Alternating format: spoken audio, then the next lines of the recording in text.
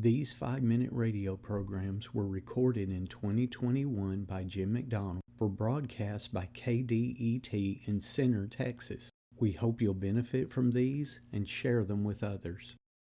When Peter preached on Pentecost regarding Jesus, he said, "Him being delivered up by the determinate counsel and foreknowledge of God, ye, by the hands of lawless men did crucify and slay, whom God raised up, having loosed the pangs of death, because it was not possible that he should be holden of it." Acts 2:23-24.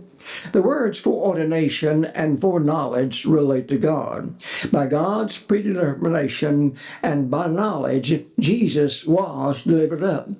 Both words are alike in that both imply that Jesus being delivered up to death was something God knew before it happened.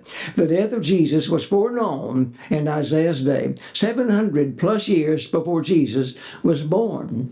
We find that Jesus' death was something foreknown and planned before the world was. So the writer of Ephesians 1:4 tells us. There is a slight difference in the words so far as being a plan of God, however. God may foreknow certain things are going to occur that he does not will to occur.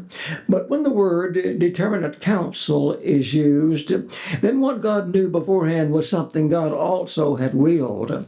In Revelation, John saw Jesus as a lamb slain before the foundation of the world, which simply means that Christ's death on the cross was something God both willed and knew would occur. It was not that God wanted his son to die, for God wanted to create man in his image, place him on the earth, but God knew there was the possibility that man would sin.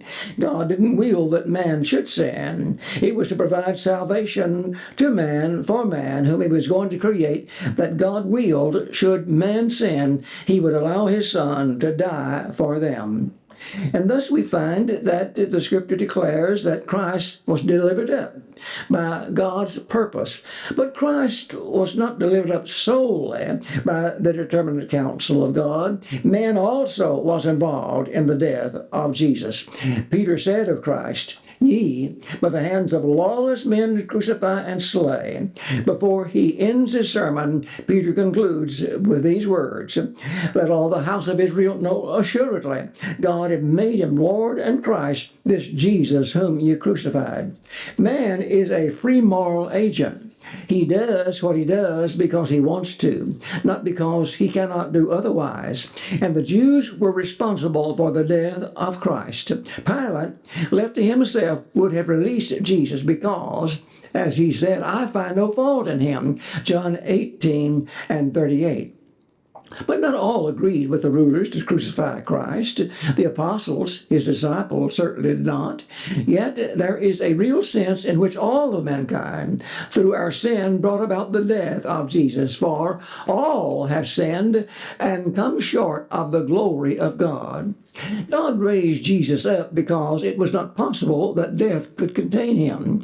Peter quoted from David, "My soul shall dwell in hope, because thou wilt not leave my soul in Hades, neither wilt thou give thy Holy One to see corruption." Acts 2:25-27, Psalm 16:8-10. The prophecy, on its surface, appears as if David spoke of himself, but David did not speak of himself.